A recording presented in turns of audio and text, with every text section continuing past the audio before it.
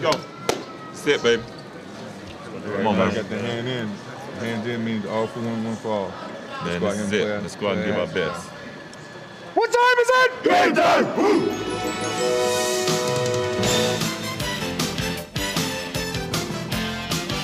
This is the NBA on NBC. The 1998 NBA Finals. Tonight, it's Game 6. The Chicago Bulls versus the Utah Jazz. A while ago at the Delta Center, the cast of characters began arriving for Game 6. Karl Malone, fresh off the great 39-point performance on Friday night.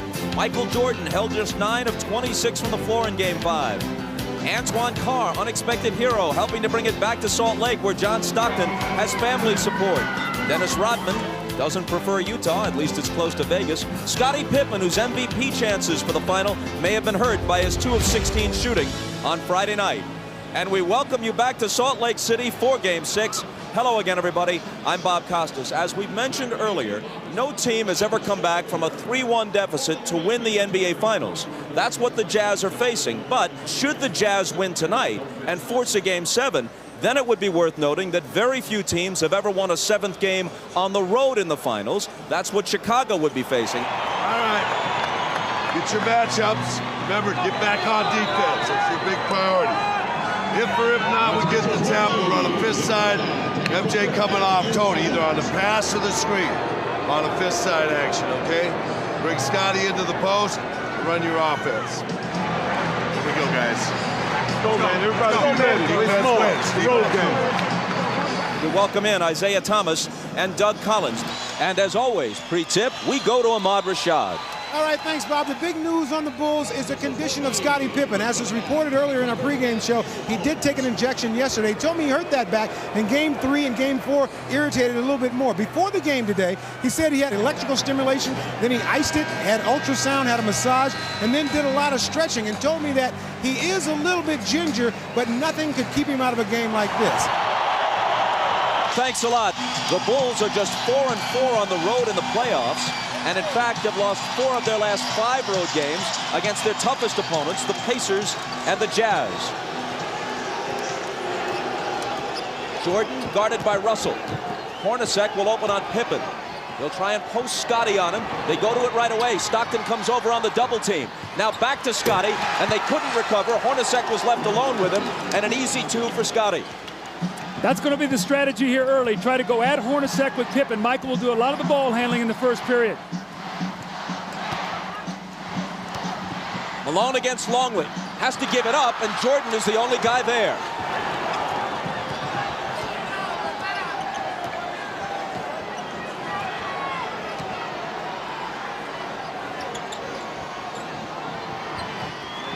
Longley, who has contributed little offensively and has been abused defensively by Malone. It's Jordan missing his first shot, and Russell takes the rebound. It looks like Scottie Pippen is laboring as he moves up and down the court. Ahmad told you he's suffering from a bad back. Malone hits his first. 17 of 27 in Game 5. As the whole Utah team shot better than 50%. Hooked away. Malone chases it to the side. It'll belong to Chicago. Bob, I think Scottie Pippen pulled his back out on that dunk shot on his first play when he reached up for the rim and he pulled it down. I think he stretched up and he grimaced as he came down and he could barely run. Harper guarded by Stockton. Pippen against Hornacek. Draws the double. Harper's the guy they'd like to leave alone. Kukoc isn't. But this time he misfires. Hornacek lost it to Longley. Now Pippen has it. All alone, Kukoc. The one thing you don't want to do if you're Utah is get into a quick turnover battle here and give them easy points, especially Kukoc. Remember, he loves to get off early in quarters, and then he's a load the rest of the game.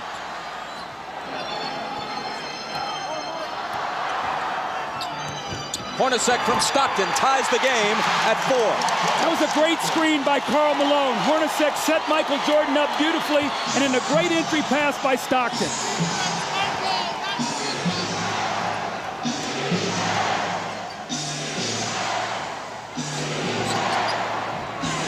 Kukoc. You wonder if the Bulls went to Kukoc enough in Game 5. With Jordan and Pippen struggling, Kukoc was on fire but got only 13 shots. Yeah, Kukoc has the size advantage and also the speed advantage over Adam Keefe, and he can take them inside. Also, he can stick the outside J. Malone got inside of Longley and drew the foul. Now you watch Pippen come across the lane, and as he reaches up to dunk, he pulls his back out, and you see him grimace as he comes up the floor. Let's keep our eye on Scottie Pippen tonight.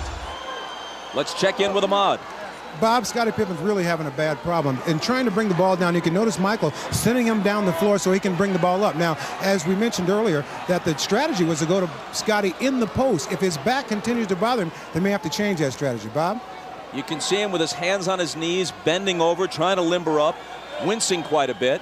Malone hits the first. Generally, he and the Jazz team have not gone to the free throw line in the finals as often as they did during the regular season and in the earlier playoff rounds. The Bulls have had a big edge at the free throw line. Jim Gray is listening to Jerry Sloan over on the sideline. He says Jerry is already complaining about illegal defense early in the game. Let's see if the next time down the floor, the referees hear him once again. Remember, that was something that was big in the United Center. He was able to get the referee's attention. I thought it helped his team. Harper trying to back in on Stockton, and the whistle goes against Utah. It's Stockton's first. See, what Chicago will try to do is put a lot of pressure inside on the post with Harper and Pippen posting up Stockton and Hornacek.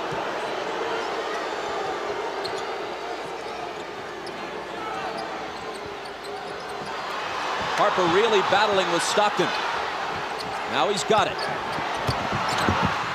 Tried to bring it back out, and Keefe stole it. Hornacek loses it to Harper. And a whistle as Harper comes stampeding into the lane. Now, Bob, Scottie Pippen came back and got that steal, but he is really struggling right now. You're going to see him come in from behind, and after he knocks this ball away, he really sort of stands, and I watched him the whole way. He looked over at the bench at Phil Jackson, like saying, I don't feel very good right now. He's standing up straight. That's the first sign of a back injury, when a guy stops bending his knees. A back injury is one of the most crippling of injuries, especially in an athletic context.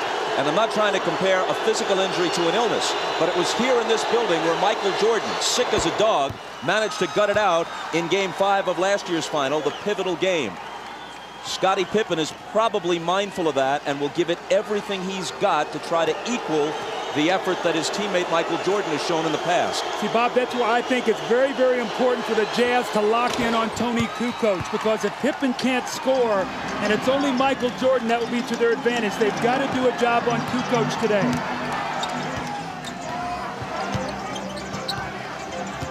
Stockton drives on Harper, ties the game. Stockton didn't take a single shot in the fourth quarter of Game 5. His assist totals have generally been high. His shooting percentage is high, but they'd like to see him get a few more shots up toward the rim. 3-second violation against Chicago.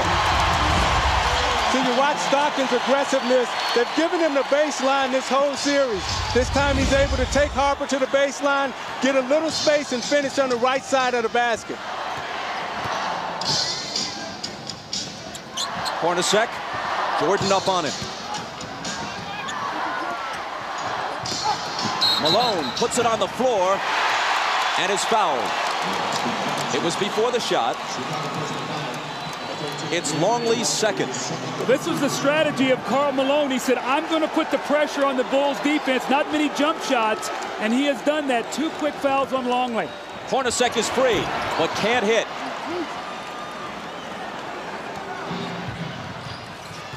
Hornacek is now 18 for 46 in the series. Jordan, there's his first field goal, and the Bulls take a 10-8 lead. If you take away Hornacek's 7 of 11 in Game 3, he's shooting around 30% for the rest of the series. 7 of 11 in Game 2, I should say here. Harper reached in and fouled. Rodman off the bench. Let's see who he replaces. Longley has 2 fouls, and it's Luke who'll go out.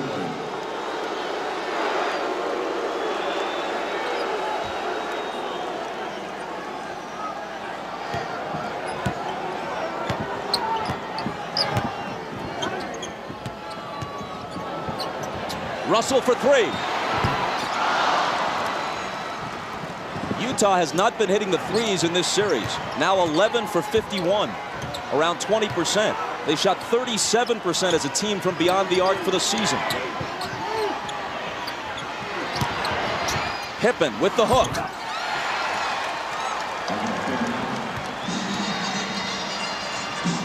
Chicago by 4.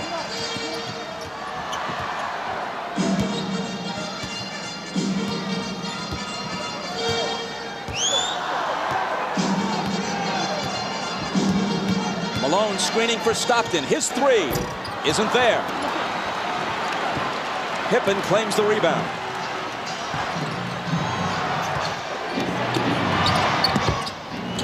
Pippen had it knocked away. Hornacek got a hand on it. Stockton takes it, dishes it to Jeff, who misses the driving one-hander. Jordan is wrapped up by Keefe for the Utah foul. You know, Pippen is really hurting, but he's playing in pain as he takes Adam Keefe into the middle and shoots his patented little jump hook. And as he falls to the floor, you can see it's very difficult for him to get up with that bad back. You see him running up the floor, not able to get the type of push and the speed that he normally would have.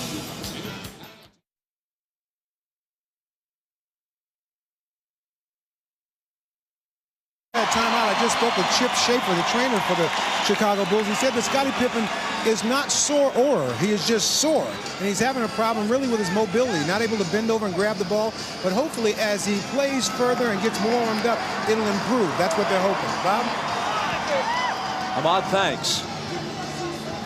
With Scottie struggling, I think you're going to see the Jazz start picking up a little bit further down the floor. He's usually their primary ball handler. They'll try to pressure Michael and Harper up the floor, make it tougher for them to get into their offense. Here is Pippen, out to Harper, open 3, missed it. Malone battling Rodman, and it's tipped to Stockton. Utah on the run, but Stockton circles back outside to set it up. It was kicked. Utah keeps it, fresh 24. You watch Malone and Rodman battling under the boards. Malone's going all out as he runs the floor. They both kick each other a little bit. The referees may clean that up. Russell couldn't finish. Kukoc rebounds. That's 2 layups now that the Jazz have missed here early in this first quarter. Hornacek and now Russell. See, with Pippen hurting, I think Harper's going to have to step up big and supply the scoring load. Jordan for 3. Got it. Jordan with 5. And Chicago with a 7-point lead.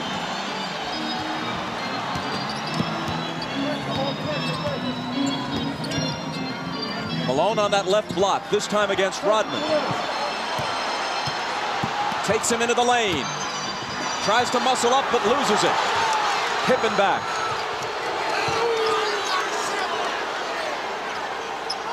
It was tied at 8. Now Chicago's on a 7-0 run.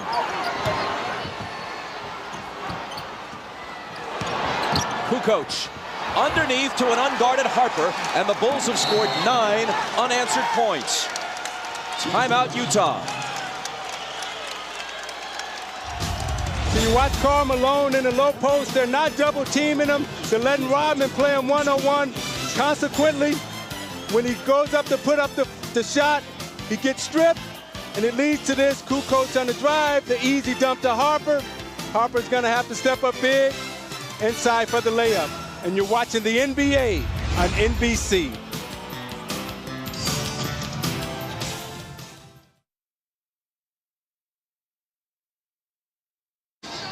The Bulls lead by 9, but here's the bad news for them. Moments ago, Scottie Pippen, accompanied by trainer Chip Schaefer, leaves the bench and heads for the locker room. With more, here's Ahmad.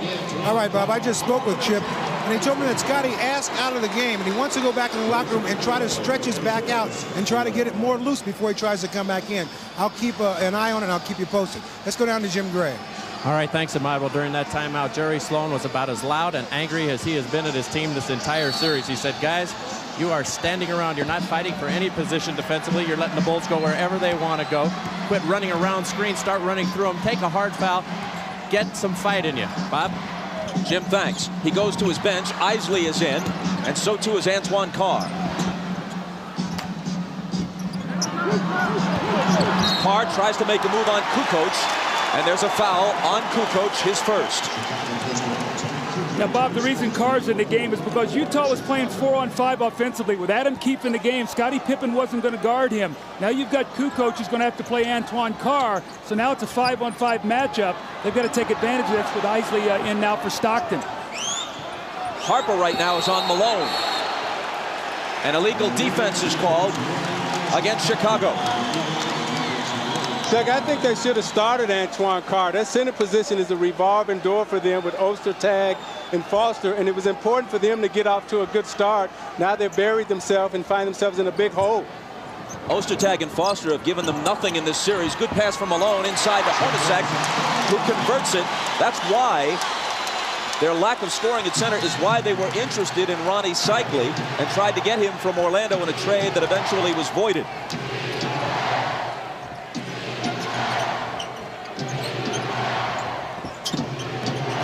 Jordan over Russell.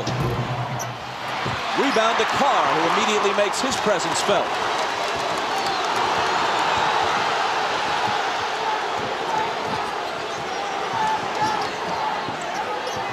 Michael Jordan's illegal now, so the Bulls are all running around.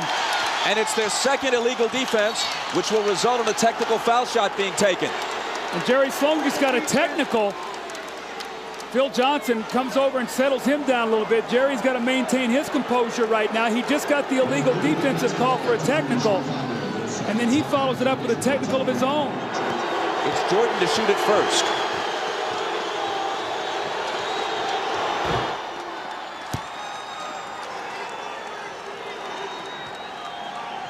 We're told by Jim Gray from the Utah bench that the reason Sloan got his technical was when he was knocked down by Kukoc. There was no foul called, and that's what had Jerry hot.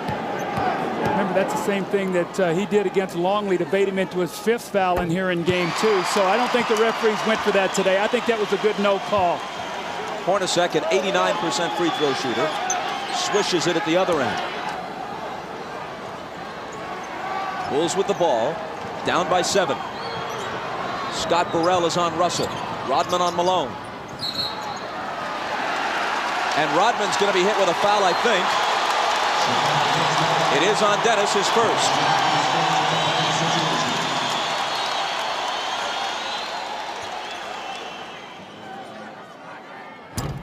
Malone missed the first.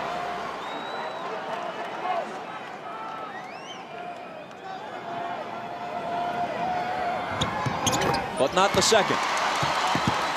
To give you an idea how close this series has been, other than the Game 3 blowout, the 9-point lead the Bulls enjoyed a short while ago was the biggest lead for either team in any game, other than Game 3, of course. Kukoc misses, and Isley rebounds.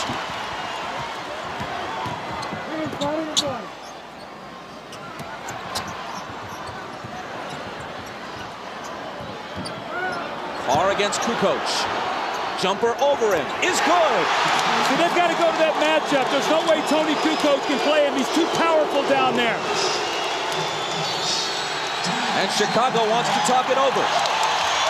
Their 9-point lead has been cut to 4 with 2:58 to play in the first. Antoine Carr is a much-needed force here. They've got to have 5 guys on the floor that can shoot the basketball to keep Chicago honest on defense. Antoine Carr with the little bang, he gets the space and makes the open jump shot. You're watching the NBA on NBC.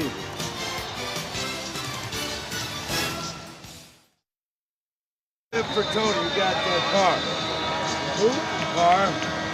Dennis has the lower penalty. Steve, you come on in for Hart. Deny the corner passes on the power. Deny the wing entries on the 4-up. Get in their offense. Yeah, Scott did deny Russell last time. That was too easy. One downside, out of bounds right now. Let's go. Let's go. All right, let's go. we played 9 minutes. Karl Malone has attempted only 1 shot, which he made. But he's put the pressure on the defense. He's gone to the basket, and what he's done, he's got them in the penalty here early by drawing a lot of fouls on Longley and Rodman. That will take its toll as the game goes on, Bob. The seldom used Bill Wennington is in, along with Scott Burrell and Steve Kerr. Rodman and Jordan complete the 5 on the floor for Phil Jackson right now. Michael dishes out to Burrell. And Russell reaches in and knocks it away with 3 on the shot clock. When Michael gives that ball up, you've got to really work hard and not let him catch it back, and that's what he did that time, Russell. Excellent D. Got to shoot it quickly. Jordan will with a hand in his face. Burrell skies for the rebound. Loose to the side, and eventually it's Utah who has it. Here's Hornacek. A pull-up 3.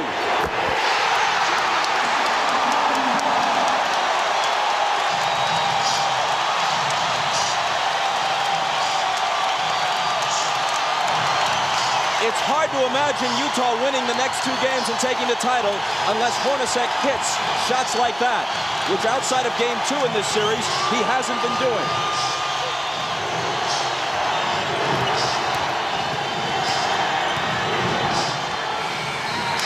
Shot clock violation. Michael gave it up. They weren't even close to hosting a shot before 24 seconds. Terrific team defense. But Isaiah, the play before, Brian Russell went down on the floor, knocked the loose ball away, and Hornacek got the 3. Those are the hustle plays that this crowd creates from this team, and they're going to need all of those today. And this is the second time in this series where you've seen Michael Jordan lose track of the shot clock, which is very uncharacteristic for him. Isley, who's quicker than Kerr, is guarded by Steve as he comes out of the backcourt. It's Malone. And it's Utah with the lead. Only moments ago, they trailed by 9. Carr came in, Isley giving him good minutes. That's been the difference.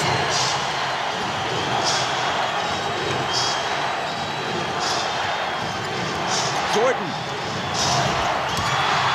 Rodman on the offensive glass. Wennington, a good look. Wennington will hit the open jumper. Offensive rebounds was such a key here. When the Bulls won game 2, they did not shoot well, but they got 18 offensive rebounds. Moving down toward a minute to play in the first. Chicago by 1. Another illegal defense. That's on Michael Jordan. He got 2 zones below his man. Hornacek stayed out behind the 3-point line. Michael dropped down 2 areas, and he was spotted. Now it helps that Jerry Sloan is sitting there in the referee's ear helping him see Michael Jordan.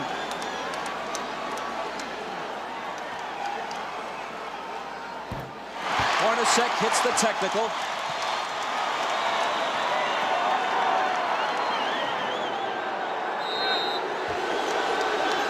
Kukoc comes in as soon as Carr goes out. Kukoc having trouble covering Carr defensively earlier in the game. Isley bounces to Malone. Tough shot, but he cans it.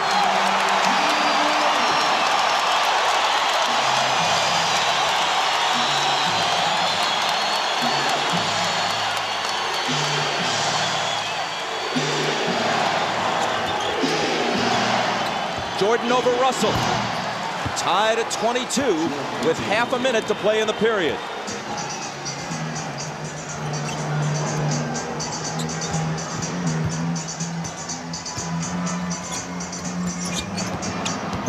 Malone against Wennington. Off balance, hit it, plus the foul. See, Bob, that's what I'm talking about, being aggressive, Isaiah. Taking the ball to the basket. Isley with the give and go. He doesn't settle for the jump shot. He puts the pressure on the defense, and it's a tough shot. And the same thing, he sees Wennington on him. He says, no way I can get this shot. He bodies up. Now an opportunity for a 3-point play, which would give his team a 3-point lead. And the weak spot for the Chicago Bulls is when you get past Longley and Rodman, they have nothing behind them. And Malone is smart. to get into their bench now. A dozen from Malone in the first quarter. A perfect 4 of 4 from the field. Almost as important, Hornacek has contributed 9. They need him. Kukoc. They had a foul to give. It looked like he traveled, but just before that, the whistle blew for the foul. Now, Chris Morris slapped him from behind, so he took the good foul. Bulls will have to inbound the ball with 8.4 seconds to go, and Greg Foster's going to come into the game. Now, Bob DeRisi's in right now, and you give him a rest here at the end of the quarter, the last 8.4 seconds, and then the time during the break.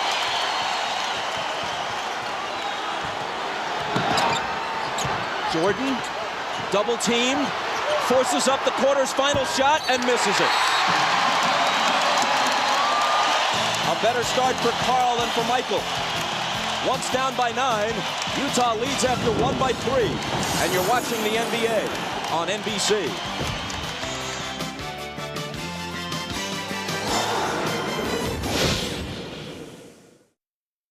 Injured his back on that dunk shot that he had just at the beginning of the game. He has been in the locker room for the past 5 or 6 minutes trying to stretch that back out. He has both doctors in there. They're just trying to see what they can do to get him ready to play. And if anything else happens, I will be here to report it to you. Bob? Ahmad, thanks a lot. Guys, as we begin the second quarter with Utah up by 3, something significant. They were able to make a run and turn this game around a bit with Howard Eisley on the floor rather than John Stockton. And Eisley did not play well for them in Chicago, so much so that Jerry Sloan barely used him with the game in doubt on Friday night. Well, they went on a 17-5 run with Stockton sitting down, but also a key, they brought Antoine Carr in for Keefe. So they got another offensive player in there, Bob. That was real critical for them. As Jim Gray reported before the game, Eisley has been suffering from vertigo. Apparently not dizzied by the heights of Game 6 tonight. Shandon Anderson with a nice move. Every time Anderson comes in, they immediately go into post against either Burrell or Bushler. Jordan opens the second quarter on the bench, which is usually the way Phil Jackson plays it. Whistle away from the ball from Hugh Hollins. Again, Isaiah, Shandon Anderson in the post, and he just backs Scott Burrell down. Nobody helps him out. And that's a big weapon for them coming off the bench. And Doug, the danger is when you don't finish your job at home, Scottie Pippen comes on the road, he gets hurt. I remember when we were in the finals playing against the Los Angeles Lakers, and I got injured in the Game 6, sprained my ankle, turned the whole series around, and that's what may happen here. Anderson picked up the foul a moment ago, and then it's Foster following him. 2 quick Utah personals here in the first minute of the second quarter. Knocked away from Wennington, ball loose, chased down by Foster. But then he loses it. An unforced error, to use tennis terminology. There were 2 white shirts there. See, Bob, the difference right now is when you're resting Michael Jordan. With Pippen hurt, he's not out there with the anchor that second team. Now you've got a team out there. Who's going to run the show? Who's going to be the guy to make sure that they run their offense and get the shots that they want? So this really hurts with Scottie Pippen being out of the lineup right now because you have to rest Michael Jordan at some point. Kukoc is the only starter for either team on the floor right now.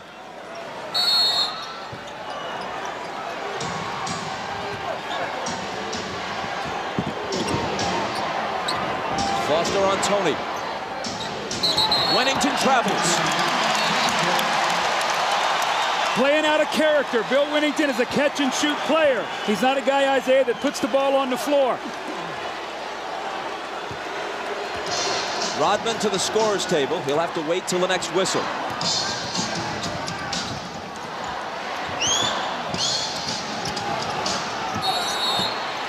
Which comes almost right away. Another illegal defense against Chicago, the 4th.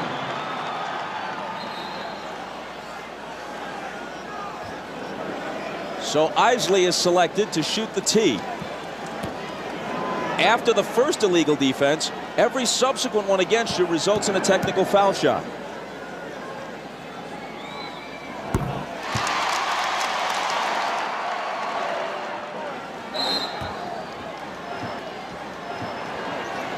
Utah by 6. Foster on the move. And throws it away. 2 atrocious turnovers by Foster on consecutive possessions. Trying to do too much. Keep the game simple. You'll get minutes on the floor.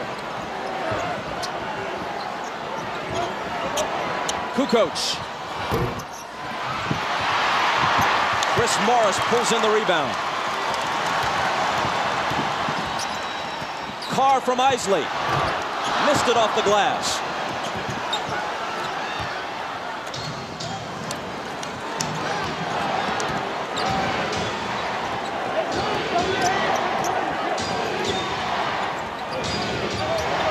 Rodman, good pass to Kukoc. Great back cut by Kukoc. He set him up, then back cut, faked him off the screen. Great pass by Rodman. Great look by Kukoc. See, I say, though, Foster's got to push him over the top. That's what they did in the game 5, and Tony got 7 points to start the game.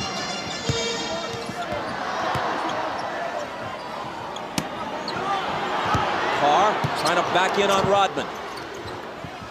It's off Anderson's hands, but recovered by Isley. 2 seconds to shoot. And he hits the three!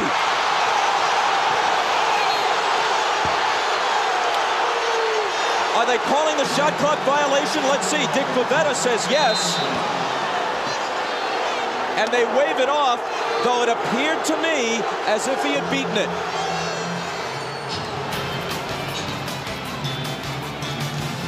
Timeout with Utah's lead, still only 4.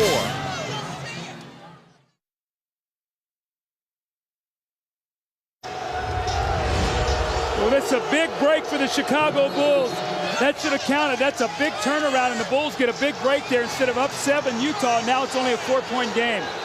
Jim Gray tells us that on the Utah bench, Jerry Sloan said, that's horrible, but I can't get thrown out of the game. He already has 1 technical and can't risk another. You have a further report on Scottie Pippen. Here's Ahmad. All right, Bob, I just found out that they're working on Scottie Pippen in the back, and I've been told that Scottie says he's telling the medical staff that he is not able to play. So that could be the end of it for Scottie tonight. Bob? Judd Bushler, who may get more minutes as a result, hits the shot from the side. Michael Jordan is also back in after resting about 2.5 minutes at the outset of the second quarter. Now, if you remember, Bushler came in and gave Chicago big minutes in that Indiana series. He's going to need to do that again here tonight with no Pippen. Malone around Rodman to the hoop and missed it. Out of bounds, off Utah. See, Luke Longley was just big there around the basket, and he forced Malone into a miss. Carl tried to get contact to get the foul, and it caused him to miss the layup, but Longley stood strong that time. Utah does not have a single offensive rebound in this game. In Game 5, they had better success on the offensive glass than at any other time in the series. Contact between Anderson and Kerr.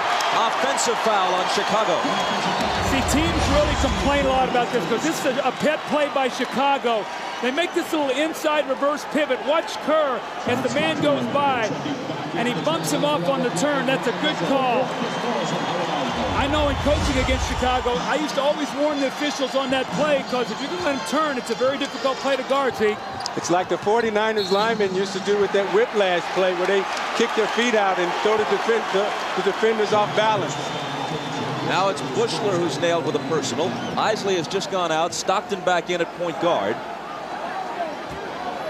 Ryan Russell has also returned to Utah's lineup. That's Russell with the ball.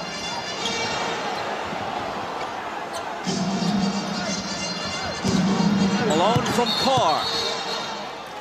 And he walked with it. See, Antoine Carr's got to be ready to step in and shoot that ball. They're doubling down on the block now, and Karl Malone swung him the basketball. He's got to shoot it. Those are the same shots he had the other night in Game 5 that he buried to help them get the win. The Bulls can tie with a basket here or take the lead with a 3. Jordan in and out on him, and Carr claims it. Carr from Stockton. There you go. There you go. Now you see Carr pull up and hit the 15-footer, but a moment ago he pulled up and missed that little easy bank shot off the glass. That 15-footer dead on is a better shot for him to take than the one off the glass. Jordan wheels inside around Anderson, and again it's a 2-point game. Michael has 10.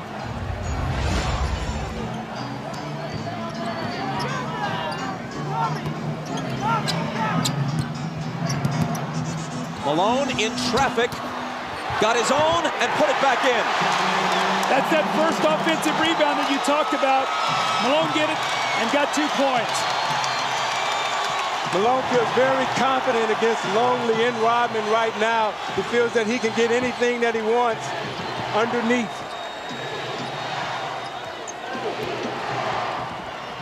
Jordan, daylight for 3. 13 for Michael. Utah by 1. If Pippen can't go the rest of this game, and if there is a game 7, inside it goes to Carr, and he hits the layup. How much more of the load can Jordan possibly carry? He played 45 minutes on Friday night. It's taking him a whole lot of shots to get his points through the finals. But if he doesn't step up, other than Kukoc, who else can?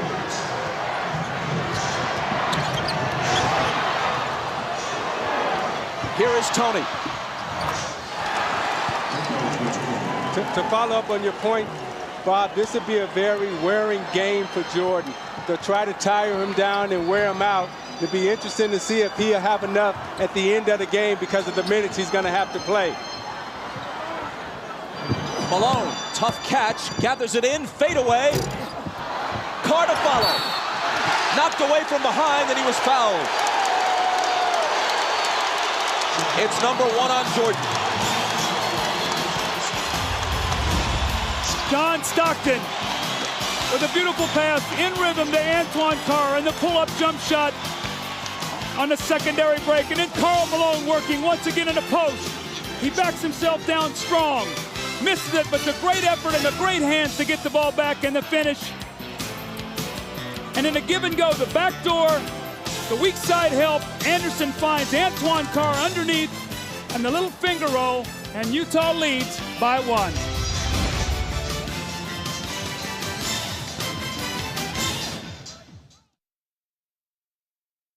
Trying to see if he can come back and play. He was in the officials' dressing room trying to get the stretching. He has now moved from that locker room to his own locker room, but the word is that he's still unable to play. Bob? Ahmad, thanks a lot. What was the most important regular season game of the year? Undoubtedly the one at midseason here at the Delta Center, where Utah trailed the Bulls by 24 points early, 41-17, and rallied to win. Changed the outcome of that one game. And this series would have opened and ended if a 6th and 7th were required in Chicago rather than in Salt Lake City. It was that win that gave Utah home court and gives them a game 7 if one is necessary here at the Delta Center rather than on the road. And do the Bulls face the remainder of this game and a possible 7th game either without Scottie Pippen or with a weakened Scottie Pippen? See, with the Bulls depleted right now, the Jazz must keep the pace of this game up. They've got to use their superior depth and just keep trying to wear Michael Jordan down. Jordan into the lane. Tough shot. He was fouled. He'll come to the line with a chance to tie it.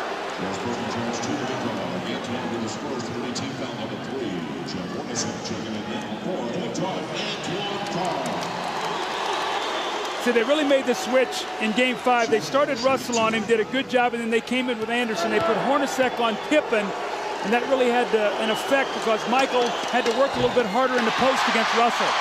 Antoine Carr going out. This is the 103rd game of the season for the Bulls and for Michael Jordan. Jordan hasn't missed a single game since he returned from baseball. He has also played more minutes than at any time since the '92 season when he was a much younger man. And now with Pippen ailing, he'll be asked to do even more if that's possible.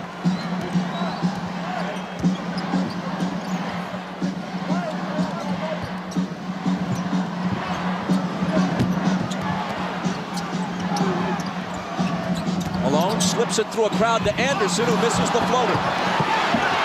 Rodman juggles the rebound but saves it in. Only his 2nd rebound tonight and only his 5th in the last game and a half after such a strong performance in game 4.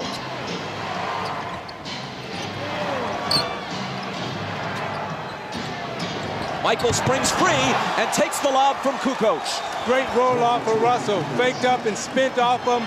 Kukoc put it right there for the easy lay-in for Jordan. I'm noticing, Doug, every time Malone gets it on the low post now, They're coming to double team, trying to keep Rodman out of foul trouble. Hornacek returns it to Malone. Now has it back in a crowd and misses. Anderson flies in, can't hit the tip. Malone another try, and there it is for Utah. You see, Rodman didn't even try to contest that shot underneath. Don't want to get in foul trouble, so Malone's going to have his way down there. Just have to be careful and take his time and not draw offensive foul. Riding the seesaw, now it's Utah's turn to lead. Stockton knocked it away, Chicago ball.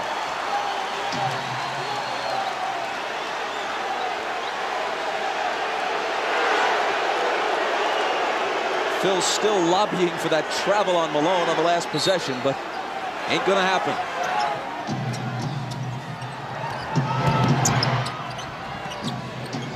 Michael, head fake, he traveled. So Phil got the traveling call, but certainly not on the guy he wanted. And Steve Kerr just said to Pavetta, hey, call it on Malone down at the other end. I talked to Rodman after the last game, and he felt that Malone traveled a lot. That's why he was able to get away from him. Malone in the lane. Up and under against Rodman. He's getting such deep position right now in Rodman. The Utah Jazz are executing their offense to perfection. 18 for the mailman. Jordan for three. And there's his answer. I think that's his third three of the game, Bob. And going into this game, Kukoc and Pippen were a combined 4 for 23 from three at the Delta Center in the first two games. It is his third tonight, and he has 19 points. Malone tries to answer, and can, and he has 20. A Jordan-Malone duel shaping up in Game 6.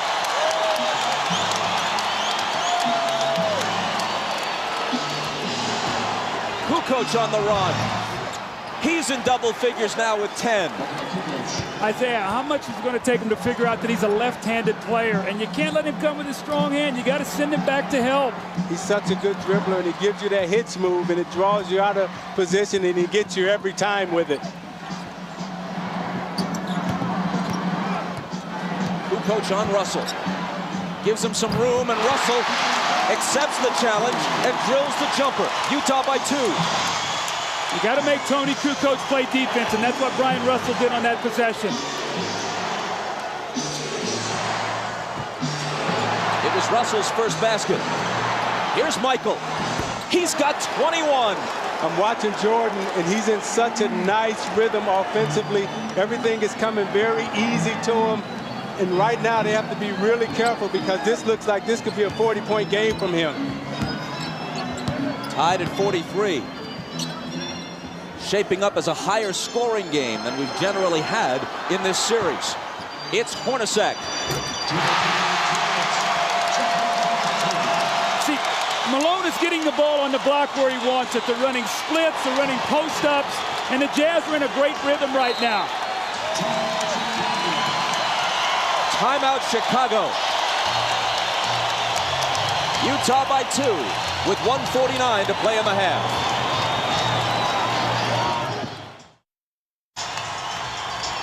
Let's watch the Michael Jordan possession that he scored on. Brian Russell, as he cuts, is going to give him a shot. Michael doesn't like it. Michael delivers a blow right there. So Russell pushes him back, and he catches it. Now you got an angry Michael Jordan. He squares up and buries the shot. So the referees let both of them get a blow in, and Michael finished with a jump shot. 8 of 14 thus far. Down by 2, the Bulls put it in play. Jordan's the guy they want, even more so than usual, and that's why. 15 of his 23 have come in this quarter.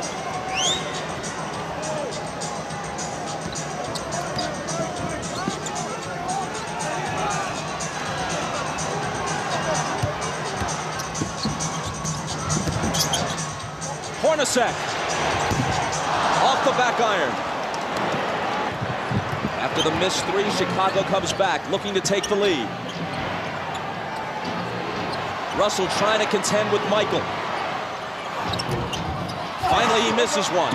Anderson tries to save it, but was on the line. Bob, The only thing you can hope for right now is that Michael Jordan's going to run out of energy because he is in an unbelievable scoring mode. The backup and the fadeaway, and he hits the jump shot, then he comes back the next time, but he's wanting the ball in every possession. Can he play at this pace if Scottie Pippen can't play at all in the second half? If ever there has been an athlete, at least in recent history, able to will himself beyond even his considerable physical talents, it has been Michael Jordan. As Skip Bayless of the Chicago Tribune put it earlier in the playoffs, he's that rarest of athletes, a supremely talented overachiever. Stockton's all over Kerr. Now it's Hornacek on Michael. Fade away. He's missed 2 in a row now. Hornacek brings it back the other way.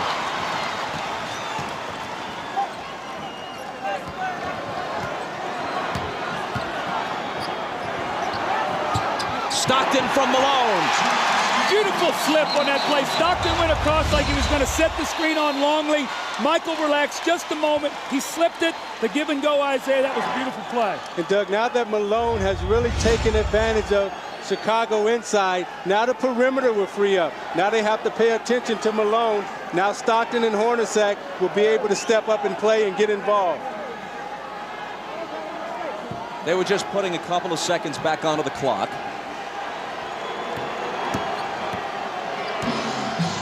Michael for 3. Hornacek takes the rebound. Jordan had made 3 three-pointers earlier in the half. He's now missed 3 shots in succession. Big possession here for the Jazz. A chance to get this crowd alive and up 4 going in at half. Shot clock and game clock virtually identical. Stockton fouled. Chicago had a foul to give. Utah ball from the side, still plenty of time. 6.9. The foul was on Kerr, his second. He goes out. Harper in. Better defensive player anyway. Malone. The bounce to Russell. 2 big assists in the last couple of possessions for Malone. 3 seconds. Michael to half court. From there. Almost. So Jordan had 23, matching his number in the first half, but missed his last 4. Malone generally more accurate in the course of scoring 20. Utah by 4, trying to force a Game 7. You're watching the NBA on NBC.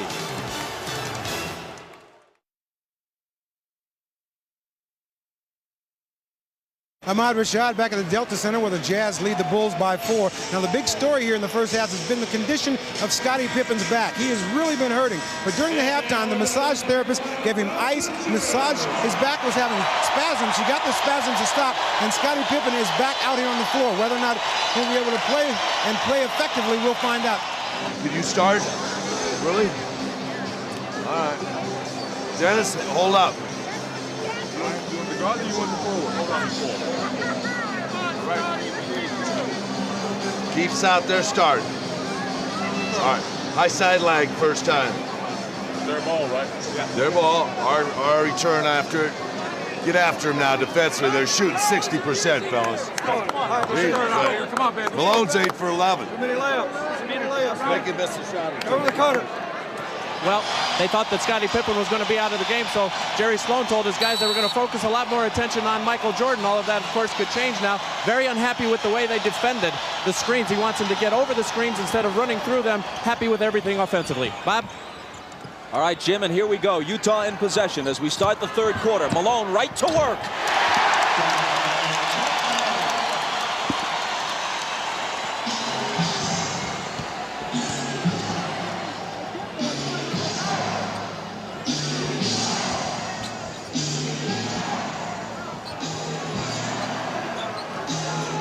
Hornacek on Pippen. It's Kukoc. The 3 spins out. Hornacek with rebound position. Utah in front by 6.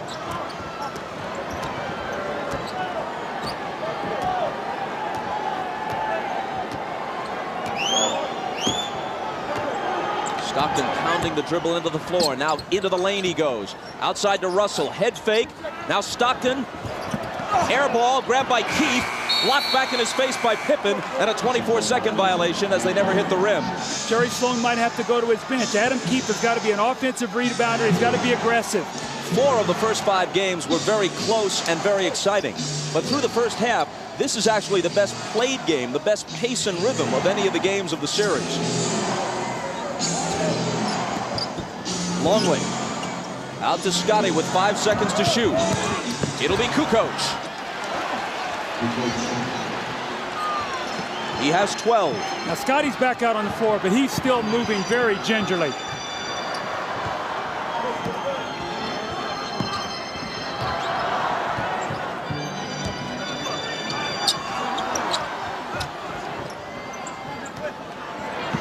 Malone inside and a whistle before the shot, and a Chicago foul. Now you watch Scottie Pippen.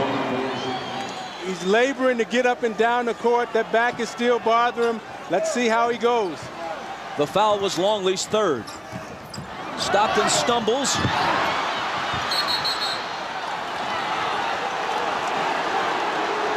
And on the steal, Chicago recovers the ball and asks for timeout. Coach, is that the time you want to use one? It does preserve the possession, but you use up a timeout. Well, Phil has the option here to take a 20 if he wants it. Harper with a great hustle play. You're going to see him roll over and get the timeout before Utah can force the jump ball. So we'll step aside with 10:03 to play in the 3rd.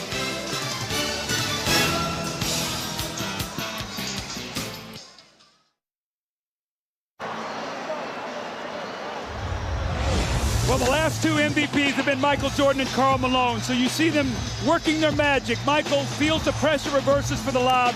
The fading jump shot, been terrific. And Karl Malone with the great hands in the second shot, then the deep post position on Rodman in the layup.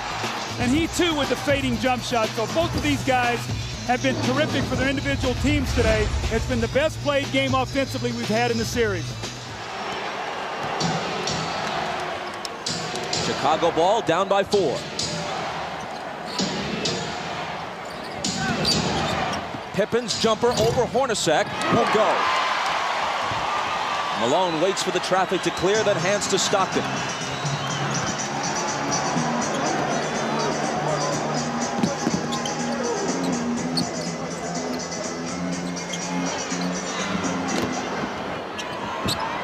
Malone against Longley. And a foul, and if it's Longley, it's his 4th.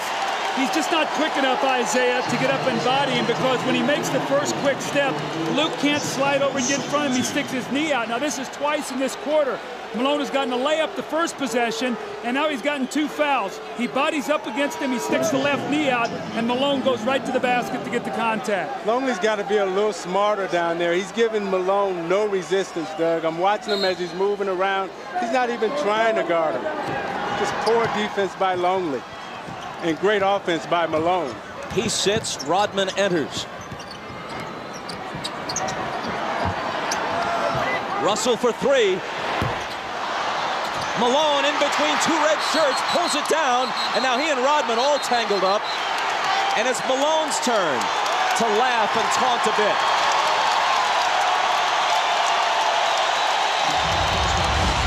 It's a great hustle play by Karl Malone. You're going to see him.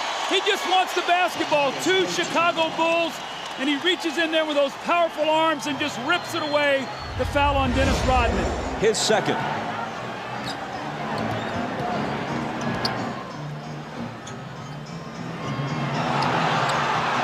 Hornacek into the lane. Knocked away from him, but another Chicago foul. It's the Bulls' 4th foul, barely more than 3 minutes into the period. Utah doesn't have one yet. See, it's so important for Karl Malone to attack the defense, Isaiah, so even though he doesn't shoot free throws, he gets them in foul trouble. Now 14 fouls. So from here on in, the next foul that the Bulls commit, Utah will shoot free throws. That could be very vital for them scoring here in this 3rd period. Doug, I love the way Karl Malone is playing right now. I mean, he's doing everything for the Utah Jazz.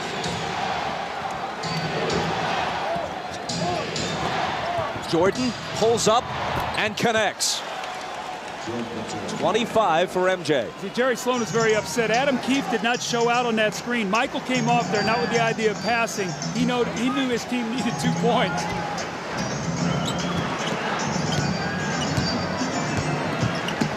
Malone from 20. Keefe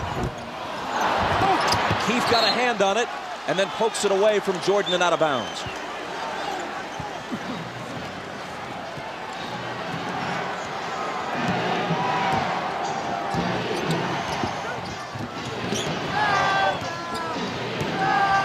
Pippen is on the floor, but not with his usual ball handling responsibilities. This is Scotty out high, immediately returns it to Harper. A little jump hook is good. Just the presence of Pippen on the floor, you've got to be able to honor him, and he's a great post feeder. Chicago back to within 2. Malone from Hornacek. Rodman managed to wrest it away from him, then Harper takes it. Malone argues that he was fouled.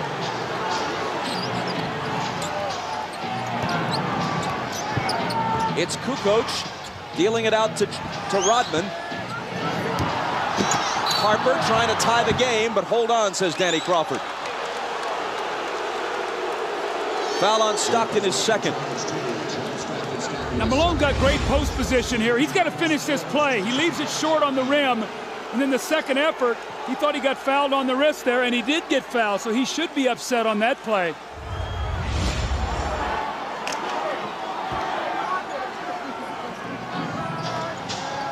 Adam Keefe out, Chris Morris in for Utah. Here's Jordan. Off the back iron, Rodman trying to keep it alive. A tremendous hustling attempt, but Utah gets the ball. Now you're saying, why Chris Morris? Because he's a better offensive player, and he can play against a Tony Kukoc. You say, why not Antoine Carr? I think Jerry Sloan knows he's only got so much gas in his tank, and he'd like to have it for the fourth quarter.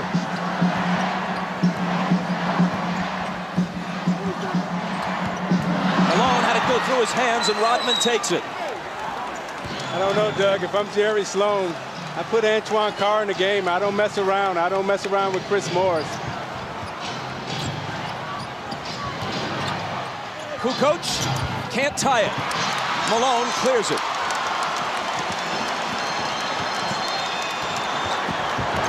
Stockton into the lane, tried the up and under on Harper, but it wouldn't go. And Chicago gets it back. That rhythm and flow, which we saw almost throughout the first half, pretty much has disappeared here in a choppy third quarter. Bob, I just saw eye contact. Scottie Pippen and Michael Jordan. Scottie normally brings the ball up. He said, Michael, you come get it. Michael does not want to bring the ball up the floor. He has to use too much energy that way. Is Pippen anything more than a decoy now on offense for Chicago? He's the initiator of the offense. That's all he can do is be a post feeder and be a presence out there just so that they have to honor him. 4 seconds to shoot. Jordan missed it just before the shot clock sounds. Rodman battling like crazy, but can't quite hold on to it. Hornacek, he and Malone, Rodman and Malone, and Rodman just trips Malone up. They got to call a flagrant here. They've got to call a flagrant. It's the third on Rodman. He and Karl Malone, regrettably, are scheduled to wrestle in one of those bogus events next month. Why Malone wants to lower himself to that is anyone's guess. And Rodman apparently wants to start the wrestling now. I tell you what, I love what I'm seeing, the battle between these two guys. They're fighting, giving it everything they got. Both of them are trying to push and shove and gain position. Karl Malone gives him a little knock. But at the end of the play, what I like the most is Malone and Rodman both gave each other a pat on the butt and said, hey, that's the way we play. That's the way we like to play. Was a flagrant called for there? What do you think? I don't think that's a flagrant foul. I think that's just good, hard-nosed basketball.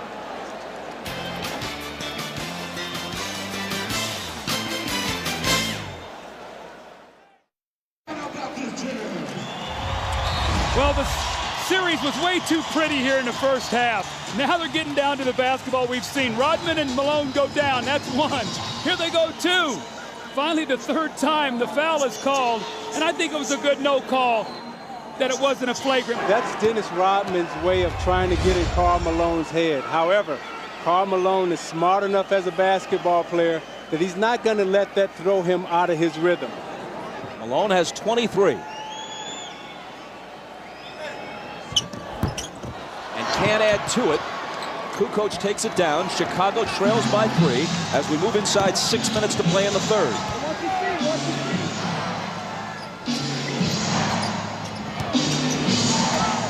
Here's Pippen. The bad back makes Hornacek's assignment on him a whole lot easier. Left alone, he doesn't take the 3. Michael, fade away.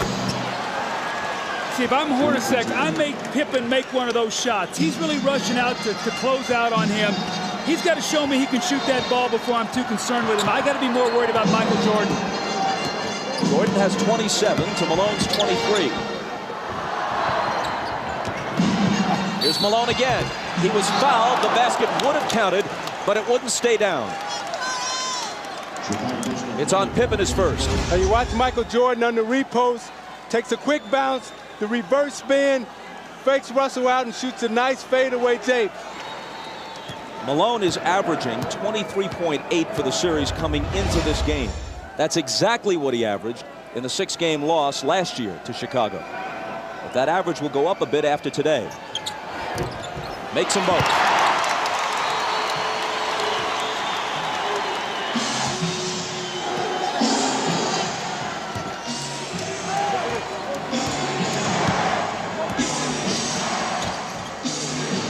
Michael's pass to Scotty. And finally the tip drops. Rodman gets credit for the basket, but it looked like Pippen was not able to show us the usual body control that he'd normally have to finish off that play. Usually he would dunk that ball. Harper on the foul this time. See, Isaiah, normally Scotty catches this ball in the back door and jumps up and power dunks this. You could see he could barely get off the floor, but Rodman with a great tip. And when you have a back injury, Doug, it's hard for you to squat and use your legs to get the lift. So therefore, you're jumping from a standstill and straight up position. Tonight on Dateline Sunday, a tornado rips through the Midwest. And the program also has survivor stories from Mount Rainier. That's Dateline tonight after the game. It's at 10 o'clock for those of you on the West Coast. Harper grabs the rebound as Stockton makes one of 2. Utah by 2.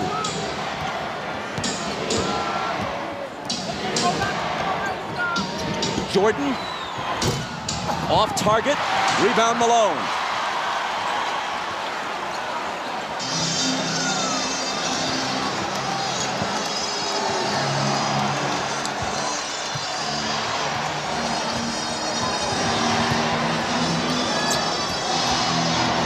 Hornacek driving on Jordan, knocked away from him, still Utah ball. When Malone grabbed that last rebound, it was noticeable that Rodman backed away. He's already got 3 fouls, speaking of Dennis. And with Longley on the bench with 4 fouls, Rodman's got to be very careful. Knocked out, 3 on the shot clock. Howard Isley back on the floor now. Stockton getting a breather with 4:15 to play in the third. Pippen got a hand on it. They've got to shoot it in a hurry, and they can't get it off in time. 24-second violation against the Jazz. Is it time, as we get a quick look at the laboring Scottie Pippen, is it about Carr time again? Well, I think what Jerry's trying to do is buy as many minutes as possible. He's still got a 2-point lead. And Antoine Carr is a guy that maybe gives him 24, 25 points, and here he comes, or 25 minutes. Here he comes right back into the game. So Jerry realized that he needs somebody out there that can shoot the basketball. Pippen giving it his best, and that time it was good enough.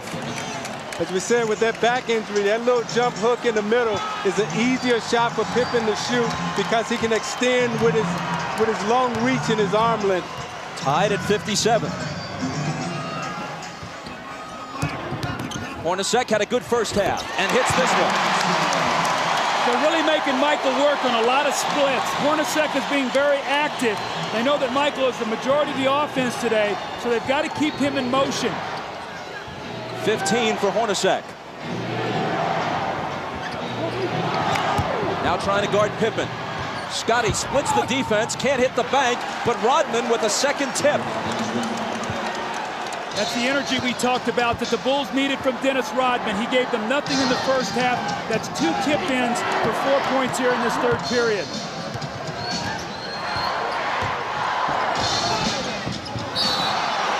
A whistle from Danny Crawford, a Chicago foul. It's on Pippen, and it's his second. You watch Pippen in the low post. They come to double team with Russell, and as he goes up for the shot, that leaves Rodman's clear for a clear tap in on the offensive glass. Now you watch Pippen trying to get up and down the court. He's really laboring and really working hard. Scotty has come out. Kukoc, Burrell, and Kerr all in. There's Pippen heading back to the locker room again to try to stretch out that ailing back. Russell missed the first, but connects on the second. Utah by 1. Well, the only thing that's saving Utah in this quarter to keep them in the lead is the free throw line. Those early fouls have hurt Chicago, and Utah's taking advantage of it. Kukoc knocked away, and there's a Utah foul. It's just their second of the period. Doug, I've watched Jordan the last 4 plays, and he's picking his spots to get some rest out on the court. He's not playing Hornacek as tough because I think he knows that at the end of the game, he's going to have a lot of energy.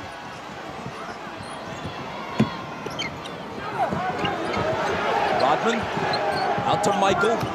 Now screening for him. Morris fights through the screen.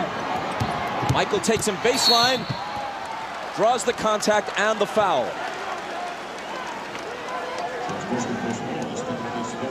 Michael's going to go to the line. Chicago, which generally has had many more free throws throughout the series than Utah, has hit 4 of 5 free throws in this game. Utah 15 of 21. As you said earlier, Doug, a huge difference. Well, Chicago's done a good job now in this quarter of disrupting Utah's offense. It's not flowing as easily as it was. They took the fouls. They've got him on the free throw line, but you're not seeing the same open looks. I think with Rodman being out there, he really helped disrupt Malone's timing. Now Longley's back in the game, so we'll see if they're able to attack him either with Carr or Karl Malone. Kukoc goes out as Longley checks back in. Tied again at 60.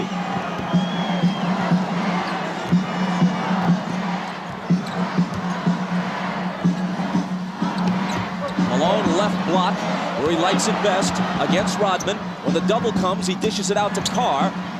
Now it's Hornacek. 3 seconds to shoot. Now they're going to have to force it. Hornacek off the back rim. Carr on the board. But there's a loose ball foul on Antoine Carr. It's his second. You see how the Utah is using so much of the shot clock now? That's not what they did in the first half, Bob. They got their shots up earlier in the clock.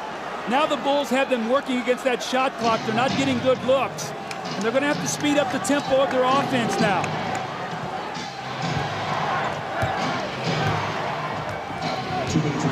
Jordan on the move against Morris. Double pumps. Misses the scoop. Malone will clear it. Inside 2 minutes to play in the period.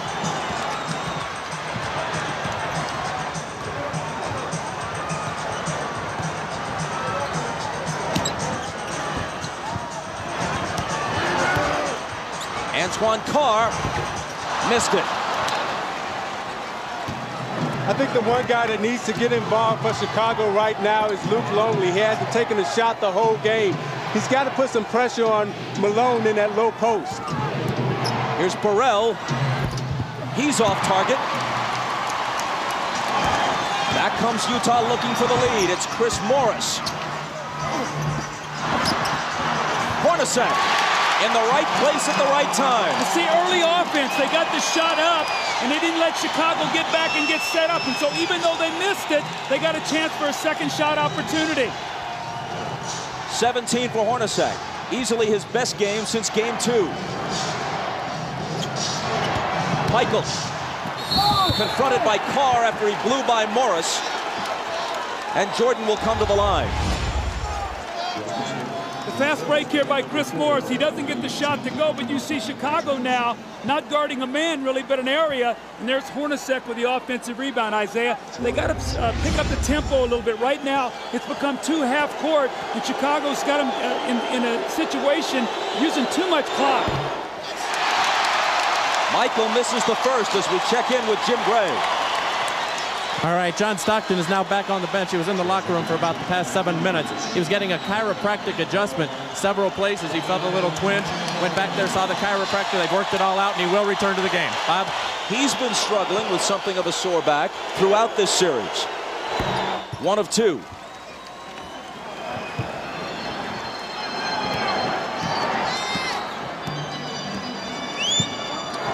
Utah by 1 and with the ball.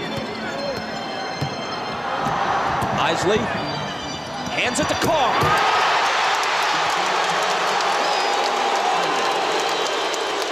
Isley much more effective here on his home floor than he was in Chicago. Gets the assist there. Longley's shot. Isley the rebound. Last shot of the quarter here. Be big for Utah if they get a score. It will push it to 5 or 6. They're on their feet at the Delta Center.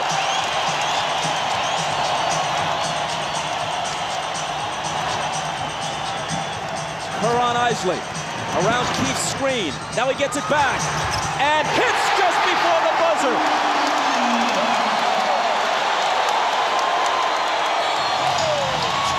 Minutes from pushing this to a Game 7. Utah leads by 5. We're back after these words from your local station. You're watching the NBA on NBC.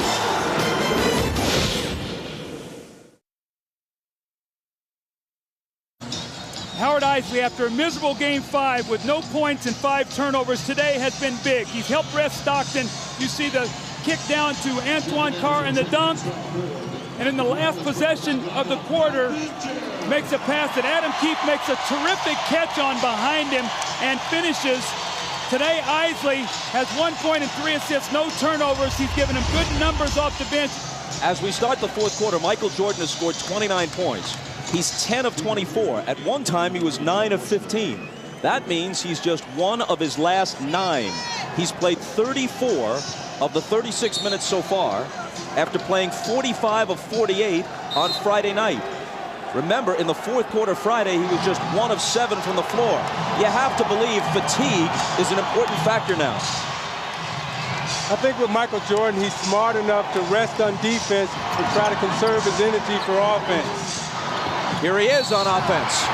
And he'll be coming to the foul line just as the fourth quarter starts. But even those poundings take something out of him, right, as he goes to the basket. Now, those are the things that take the most energy out of you. Because if you can imagine yourself, if you had to wrestle with an individual for 2 minutes, that's very tiresome. However, when you're running up and down the court, that's an aerobic exercise. That doesn't take a lot out of you. So him going to the basket, taking that pounding, that takes a lot more out of you. And also, right now is normally the time that Michael Jordan rests. He tries to rest the first couple minutes of the fourth quarter without Pippen.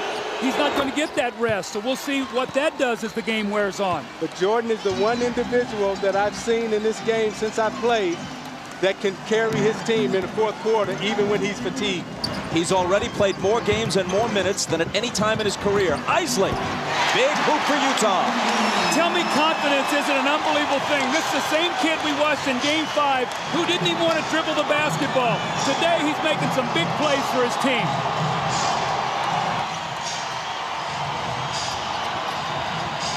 Jordan against Anderson. He's still Michael Jordan. Whatever he has lost through fatigue, through age, through whatever, has only brought him somewhat back to the field. He still leads the field. Morris out of the corner. Rodman with board position on Antoine Carr. Chris Morris has had a lot of open looks at threes like that in this series. Usually he's pretty good with them. In this series, he hasn't been able to hit them. Rodman drills a 20-footer and gives it that go-figure gesture. Now remember, in Game 2 in here, he hit that same shot to tie the game. This one brings him to within 1.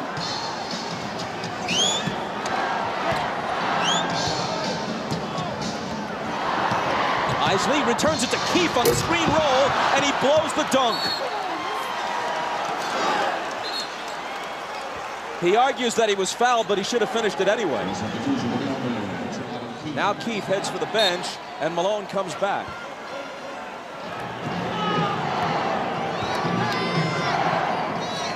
Chicago can take the lead. See, now Malone has to guard Kukoc now on the perimeter. Watch that matchup. Jordan between the legs and the jumper. Off target, rebound Morris.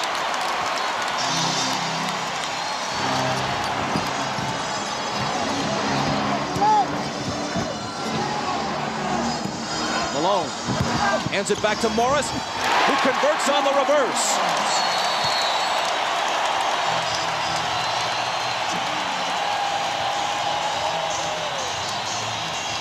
Timeout, Chicago.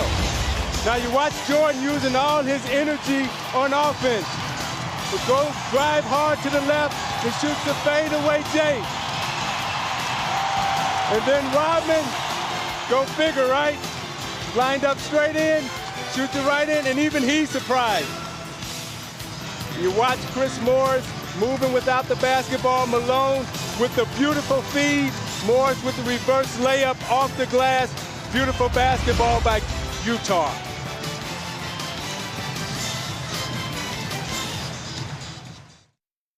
Ahmad Rashad back at the Delta Center. Now the strategy on Scottie Pippen, they had him in the back. They were putting ice on his back and electrical stimulation for pain relief, and they were trying to bide their time up until the 10-minute mark to bring him back out and see if he could play the last 10 minutes of the game.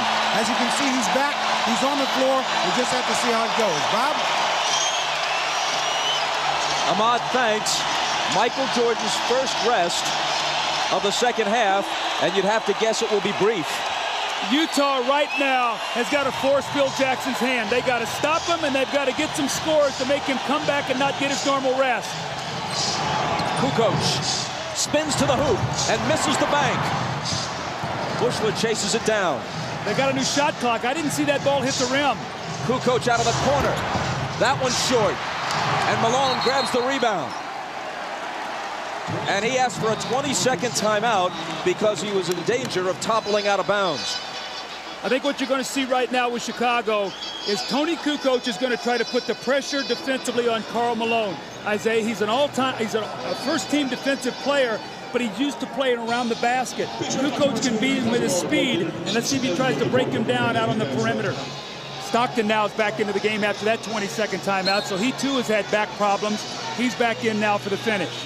Karl Malone tonight, 25 points, yes, but 10 rebounds and 6 assists. And we still have 9:16 remaining.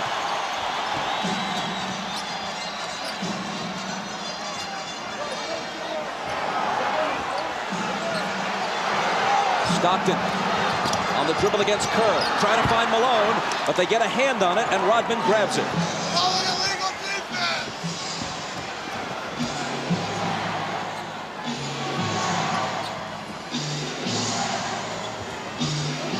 Kukoc, a three would tie it. 4 seconds to shoot. Stockton knocked it away from Kerr.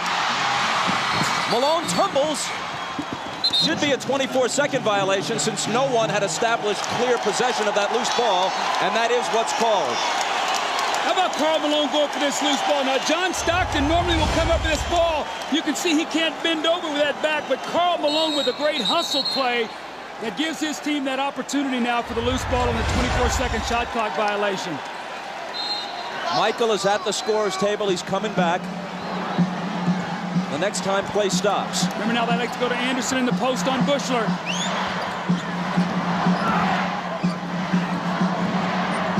Carr from 20 feet. It spins out and Rodman is there. Brian Russell comes off Jerry Sloan's bench. As soon as he saw that Jordan was about to come back in, he calls on Russell, who probably will guard it. Kukoc to tie it.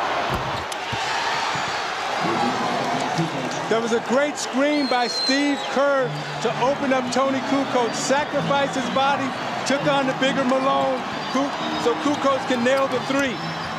15 for Tony. Utah's got to get some movement. Morris to a cutting Anderson, who was bumped. The basket may count. It does.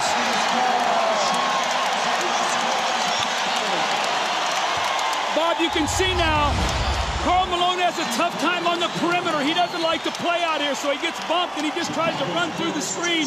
Kukoc gets the bare three and knocks it down. And in the good movement here, you got to get a slash and a cut to get to the basket. Too much standing around for Utah. An opportunity now for the three-point play, which they get.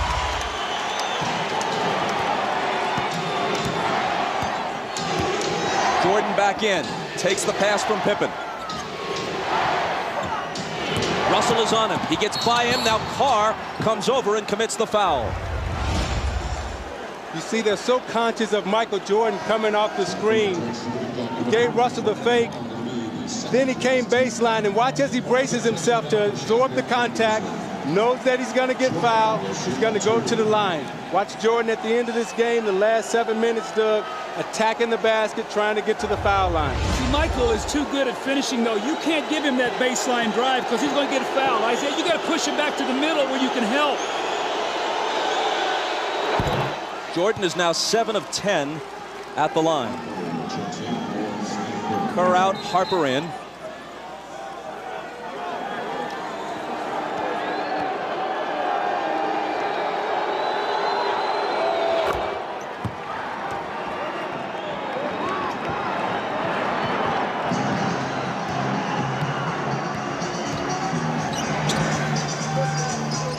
Hornacek guarded by Jordan. Malone over Dennis. Rebound Pippen. Hornacek slapping at it. Scotty just hobbling around.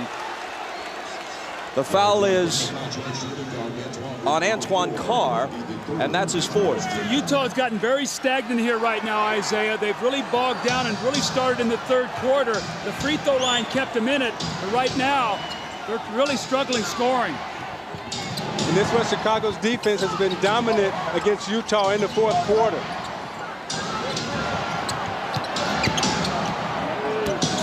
Jordan with the jumper. And with 37 points, as Utah falls behind now for the first time since midway through the second quarter. See, he's headed for 40. I would start double teaming Jordan every time he touched it.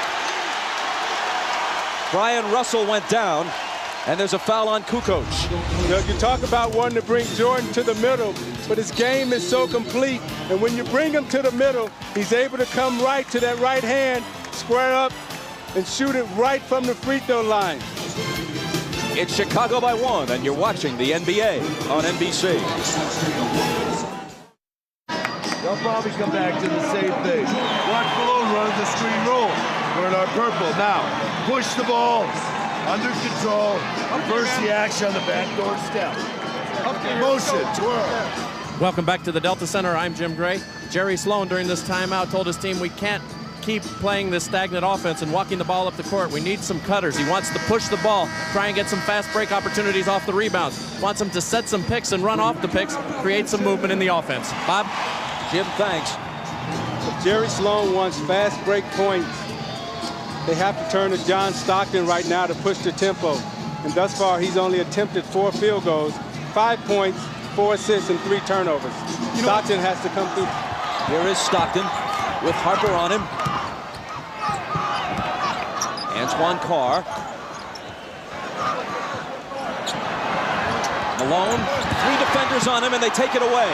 It's Pippen wincing as he comes up with the loose ball.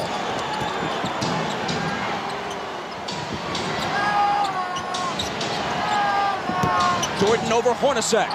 Short. A whistle underneath from Danny Crawford. Stay right here. Loose ball foul on Utah. See, Malone's catching the ball in the post. He's getting double and triple team right now. He's got to be a passer out of this post. You see Pippen there knock the ball away from him. But if there are 3 guys on him and you space the floor, somebody's got to be open. And Doug, what Chicago is saying right now, we're not going to let Karl Malone beat us. Someone else is going to have to step up and beat us tonight. Pippen, who can barely move, throws it in. In almost any other situation, he couldn't possibly be playing. Regular season, never. Even earlier in the playoffs, he'd probably be sitting. Jordan again. And Stockton pulls it down. This is where they got to push it, get something quickly.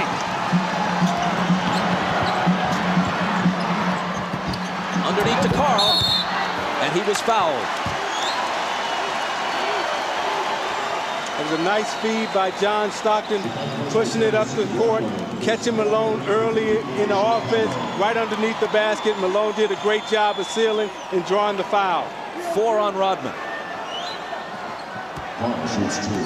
Michael's upset with himself right now. He's missed 2 jump shots that would have given his team a 3-point lead. He's really upset about that because both of them were very makeable shots that Michael normally makes. And Russell has done a good job guarding Michael Jordan, forcing him to shoot jump shots and not really allowing him to get to the basket. Malone busting loose with the huge game on Friday night. He had 20 in the first half. He's at 26 now after the free throw. Jordan leads all scorers with 37. He's 13 of 30 from the floor. Utah back in front by 1. Steve Kerr now in for Chicago. Remember, he spaces the floor and gives them another shooter if they do start running at Michael and scrambling their defense.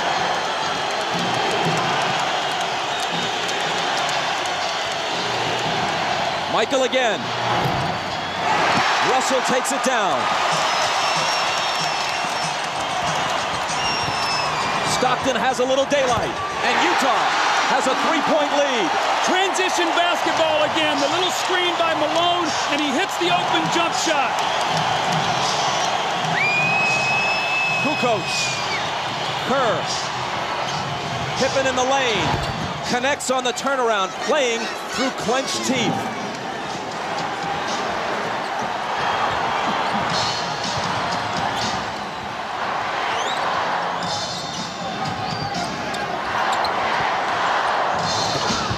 Malone.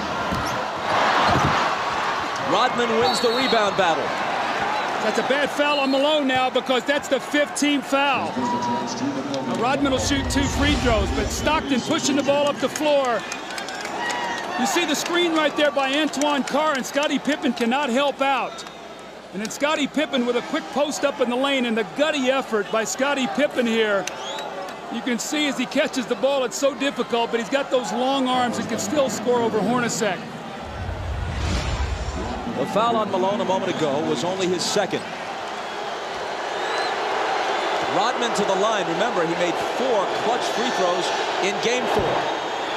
This one is long. Over the year, he's a 55% free throw shooter. See, Isaiah, he shot that ball. As he shot it, he sort of walked away from it. You've got to stay with that shot. Yeah, he didn't even take a look at the basket. He has to get set, take a look at it, and knock it down. 4:46 left. If he hits this, he can tie it.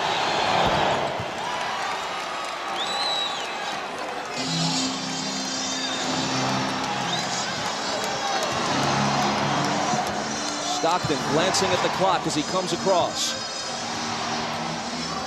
4.5 minutes for Utah to end its season or prolong it. Stockton, 5 seconds to shoot. It's Hornacek. Malone. They'll bring it back out. The jumper by Carl. Utah back in front. Great patience. Offensive rebound, kick it out, and Hornacek got it right back to him. Malone has 29.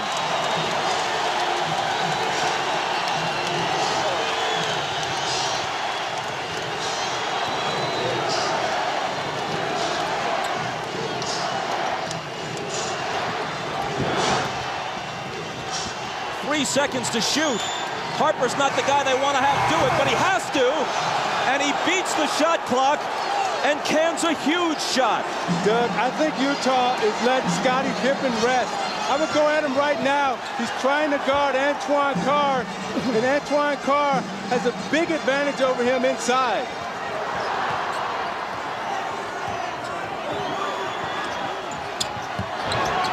Russell. Driving against Rodman. Contact and a foul. Kukoc was also there, and they call it on Kukoc's 3rd. Now you watch Harper as he takes this shot. Does he get it off in time? I don't know. That's a tough call. Well, you know what? If they miss that call, it's a 5-point swing in missed calls on shot clock situations. They took a Howard Isley 3 away wrongly in the first half. This one was even closer, but it appeared that Harper may have been just a fraction of a second behind the shot clock. Harper's basket counted. This one by Isley, which should have counted, did not. See, I think this 3 was good, and the last shot that Harper took, I think that was a shot clock violation. Russell steps to the line and knocks them both down.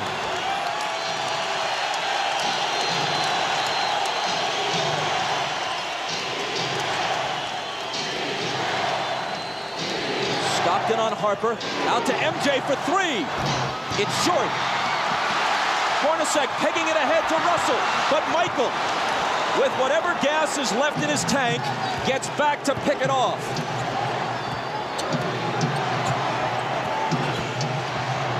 Rodman, offensive foul on Dennis. And that's 5. Now, Isaiah, that's what you're talking about. Jumping out off that screen and make Michael Jordan be a passer. Throw it to Rodman, who can't finish. And you saw Jordan right there complaining, saying Rodman needs to have a chance to come down. I thought it was a questionable call. When you look at this play, you watch Jordan come off the screen and he's double teamed, and as an offensive player, you're allowed to establish position and come down. It's a tough call right there.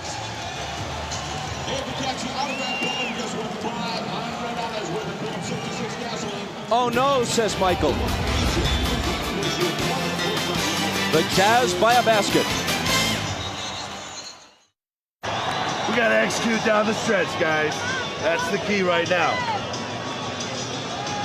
They got team, they're in the penalty. I don't know what we are down here. Are we penalty yet? Yes. So they're in the penalty too. I guess they're going to Malone. Maybe we want to try double teaming and rotating this time when we get down there quick enough. All right. Although he's been having a little bit of a struggle this quarter. Hey, Dennis, when that guy go baseline, I know you got to help a little bit. When he turn back, I'm going to be there to double. Then we're going to go second guard, Phil. Push the ball up the court. Second guard, Phil with some energy. 2 pass top, 3 pass, pull. These guys on the weak side can be moving. Well, let him be at the guard. All right. And we got to take the ball to the basket on this team. Go after him now. All right. Chance to go up 4. Hornacek throws the pass, and Michael Jordan, with every ounce of energy that he has, goes up and gets the skill. He misses the shot, the 3 that would have put him up 1. Had this gone through, it would have been a 4-point lead for the Jazz. Michael gets back and makes the great steal. Jordan has 37 points on 13 of 32. 2 of 7 in the 4th. He is 3 of 14 in his last 2 fourth quarters.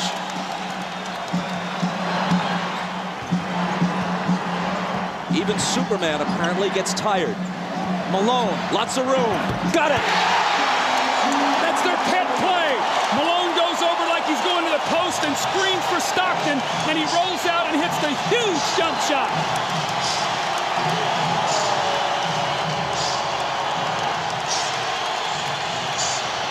Jordan spinning, double team, has to get rid of it.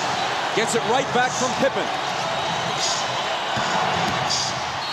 Double pump, knocked away by Carr, and a foul.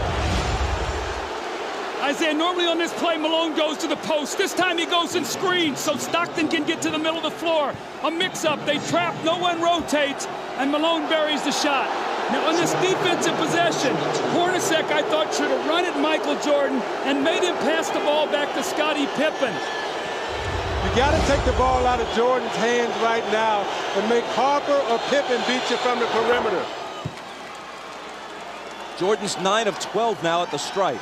Now you look at the job that Russell is doing against Jordan. He's keeping him out on the perimeter, not allowing him to come into the post.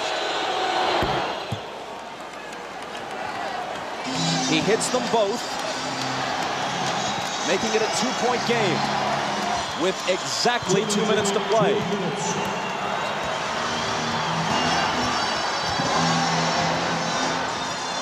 Stockton. Russell with a huge rebound. Tried to throw it off Rodman's leg as he was walking a tightrope and couldn't do it. Chicago back looking to tie.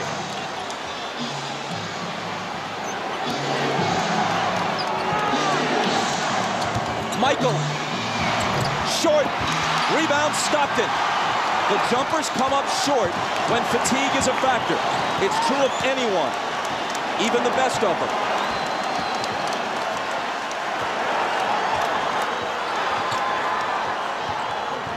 Rodman got in front and knocked it loose, but Chicago touched it last. Phil Jackson hot over that call. 1:14 remaining. Stockton for three! That would have been a dagger in Chicago's heart. Instead, they could tie it or take the lead with a three of their own. Jordan. And a blocking foul. Stockton is down on the floor. Jordan's going to come to the line at Stockton's fourth. You watch Jordan fake like he's coming to the middle again. Russell gives him the baseline. Stockton comes over a little too late. Call the blocking foul on Stockton. Jordan again at the free throw line. Chicago takes a 20-second timeout. Now you watch Jordan in the fourth quarter trying to get to the basket against Anderson. Pulls up and takes the jump shot. Again, they're keeping him out on the perimeter, not allowing him to get into the post. Coming to the foul line for his patented free throw line, Jay. But again, Russell keeping him out of the post.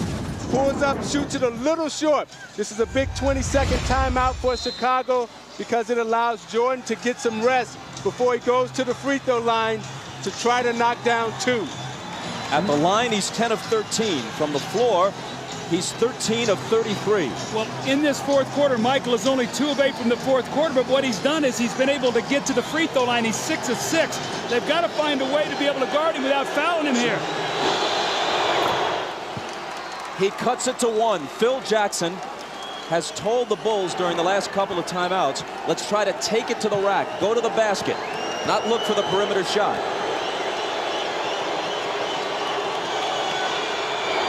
Jordan ties it. Maybe the 20-second timeout was, as much as anything, just to give him a breather to gather himself for the crucial free throws. 50 seconds. Malone. Cross-court Stockton, a three. It's there!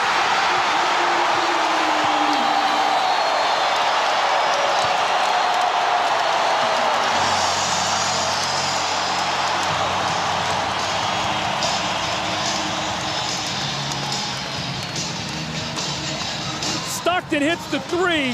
What a huge shot to put his team up 3.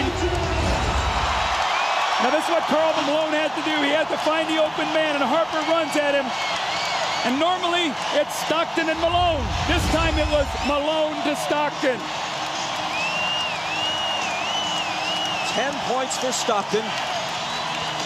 At age 36, he's played more NBA playoff games than anyone in history without winning a title. Now the Bulls would like to get 2-for-1 possession here. Try to get a quick score, get to the free throw line to give them 2 opportunities to 1. Pippen into Jordan. Michael working on Russell. Brings them to within 1. They scored within 4 seconds there. That's how quickly that changes now. Now it puts the pressure on the Jazz to score once again. Jordan with 43. Malone is doubled. They swat at it and steal it. Here comes Chicago. 17 seconds. 17 seconds from Game 7 or from championship number 6. Jordan open. Chicago with the lead. Timeout, Utah. 5.2 seconds left.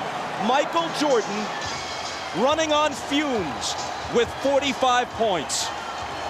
At the end of the game, you got to get it out of his hands. He's beat you so many times. You watch Jordan play, Doug, and you know that at the end of the game, he's a killer. This was really the play that hurt Isaiah because they scored so quickly. Michael got in there and scored within 4 seconds. And what happened was Michael doubled back. You're going to see he's in the play. Michael never clears. So Malone doesn't see him. He comes from the blind side and strips him. So 3 crucial plays here by Michael Jordan now as he gets Brian Russell with a quick crossover. Look at Brian Russell slips. And Michael pulls up and buries the shot to give him a 1-point lead.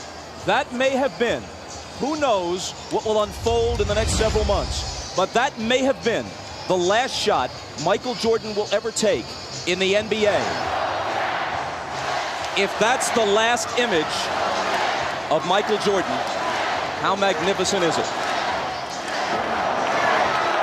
Nothing down the sideline. He throws it in. You got to get right back to it.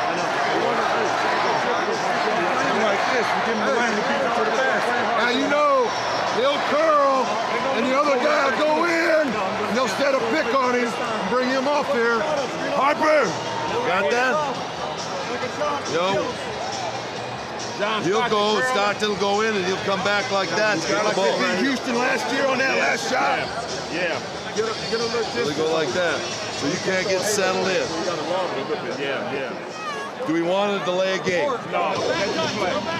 Play, all right. No, they expecting us to delay. Fake it delay, but don't do it. Let's go, man. If they score, there's a game 7. If they don't, for the 2nd straight year, they go out in 6. Stockton, Harper's on him. Behind the screen, Harper got a piece of it. It comes off. The Chicago Bulls have won their 6th NBA championship, and it's their 2nd three-peat.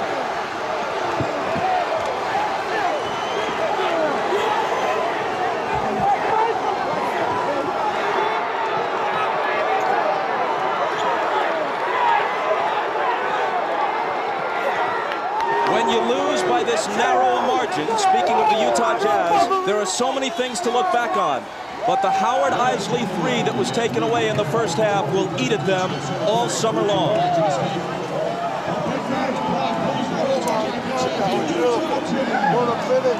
Jackson and Jordan, perhaps for the last time.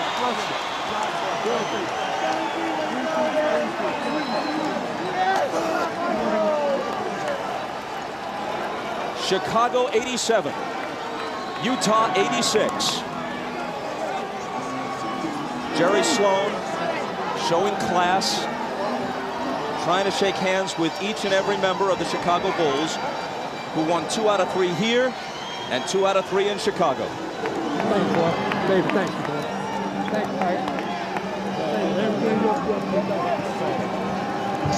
Statistically, especially in terms of shooting percentage, Michael Jordan has had better games. But when you consider at age 35, the games he's played this year, the grinding minutes he's played, and Scottie Pippen being all but incapacitated tonight, and the fact that they're on the road, and the fact that the odds would shift to Utah's favor for a Game 7, yes, MJ rose again.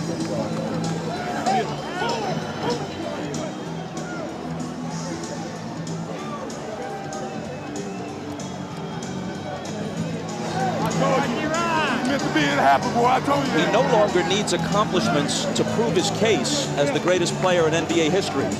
He just adds to it.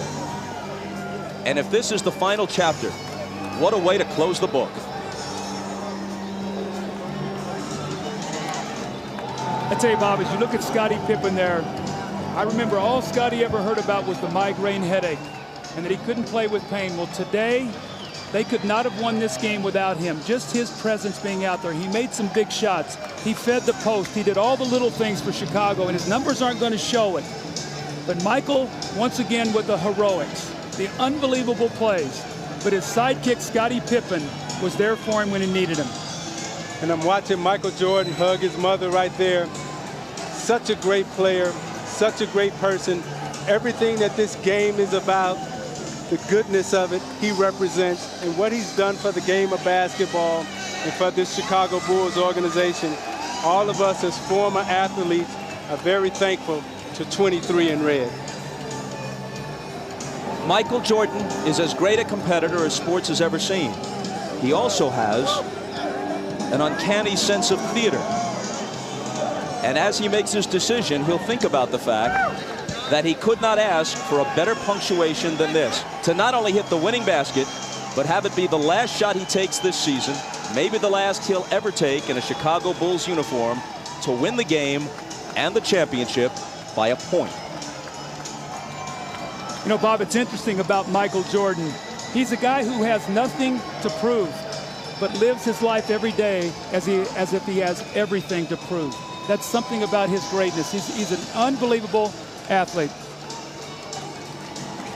One more look at a shot you'll be seeing hundreds of times if you're a basketball fan. You'll see it dozens of times on the highlight shows tonight. Stockton gets rid of it. It's short. Harper had a hand in his face and maybe even got a small piece of the ball. I thought Stockton had a great look right there. It was a well-executed play. Stockton and Malone. And that's who you want taking your last shot, because he's made so many big shots for Utah. You know, my heart goes out to Stockton and Malone, because those two, more than any other two athletes in this era, really deserve a shot at wearing a championship ring. A shot can hardly come much closer than that without going in. For the celebration, here's Dan Roberts, the PA man. And now, please direct your attention to center court for the presentation of the 1998 NBA Finals MVP and the Larry O'Brien Championship Trophy. It is now time to make the 1998 Championship Trophy presentation. Joining me up here are the chairman, Jerry Reinsdorf, Vice President Jerry Krause, head coach Phil Jackson, and to make that presentation, here's the commissioner of the NBA, Mr. David Stern. The two best teams in the NBA this season were the Utah Jazz and the Chicago Bulls. These two teams in these finals, wonderfully matched and motivated, treated the world of basketball to NBA basketball at its heart-stopping best. To both teams, thank you.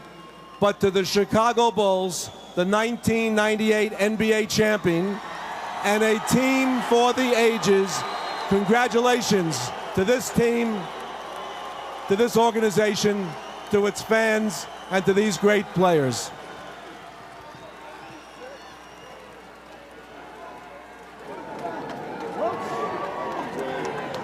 All right, Mr. Reinsdorf. Chicago Bulls fans all over the world would like to know, are you going to do everything you can possible to bring these guys back here to try to do this all over again? Well, let me first, Ahmad, say that on behalf of millions of Bulls fans all around the world, it's an honor to accept this trophy. It's only unfortunate that we can't have co-champions, because this Utah Jazz team is just the greatest team that we've ever played. 2 years in a row, they took us as far as you could take anybody. Winning six championships in 8 years is unbelievable. It's a tribute to a great coach and his staff, great players, Scotty and Michael, an unbelievable performance by Scotty and Payne tonight, Jerry Krause and his staff, just unbelievable. And on behalf of millions of Bulls fans all over the world, I can only hope and pray that Michael and Scotty will come back and defend the championship one more time. I take that as a yes. You are going to try to bring them back. Yeah, I believed in it. That was beautiful. Oh, man. I never gave up. I never gave up. Every time we were close, I knew we were going to do it. I knew it. Jerry Krause, you have to be very proud of this team. I'm so proud of these players and the staff. And this is for the fans back in Chicago, the greatest sports fans in the world.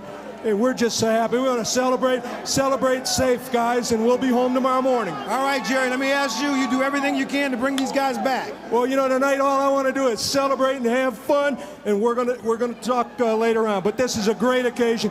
And what Jerry said about the Utah club, Jerry Sloan and Scotty Layden are special people, and this is just a great organization, and it's somebody that you're proud of that you can be with. All right, Jerry, let's talk to Phil Jackson. Yes, I'm on. Once again, another journey to the top of the mountain. How is this one different from the other five?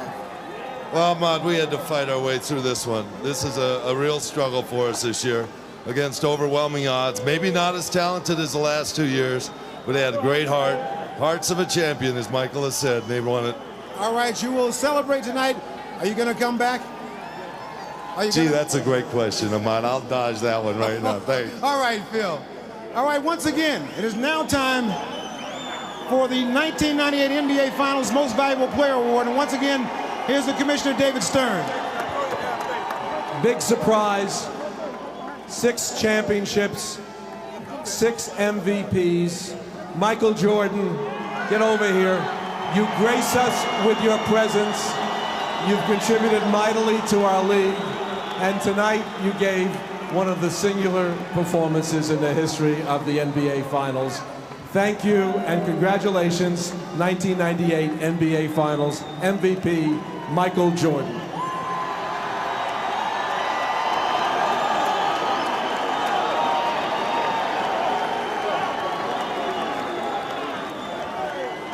Michael, you have won this award before, but somehow I have the feeling that this one is more special than all of them. Well, let me say hello to my wife and my kids at home, because they desperately wanted to come. I didn't want them to come here today because I wanted to focus on the game, but I wish they were here to help me celebrate. I know they're there cheering, and I can't wait to get home. But to the Utah fans, you guys are a tough bunch to play in front of. You guys came out with a lot of loyalty and respect for your team. You made it really tough for us. We really, after losing Game 5 in Chicago, a couple of us dread coming back to Utah because we had to deal with the fans because of the energy that they bring to the game. But we had no choice, so we had to come in and play our best, and you guys made it a very competitive finals, and you know, it's very worthy to win this, and I think of all the championships that we've won, this is the toughest. It doesn't get any easier, but at the beginning of the season, this was the goal that you set out for.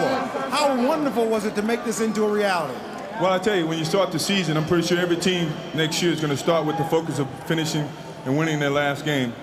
We started with that focus. It was a long road, a lot of different tasks and little bumps in the road, but somehow we made it, and I think everybody who looks at this year is going to have a lot of gratification and understanding and a lot of dedication. There were a lot of times during the course of the season that people doubted the Chicago Bulls, doubted that you'd be able to come back and pull this off. Even during this finals series here, people doubted you. How did you guys stay so confident?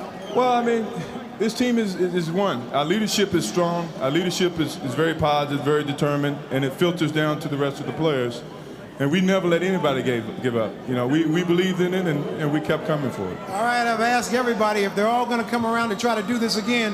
One more time? I would love for that to happen. I think that's something that's got to have to be determined over the summer. All right. Congratulations, Michael. Congratulations, Chicago Bulls. Let's go over to Jim Gray.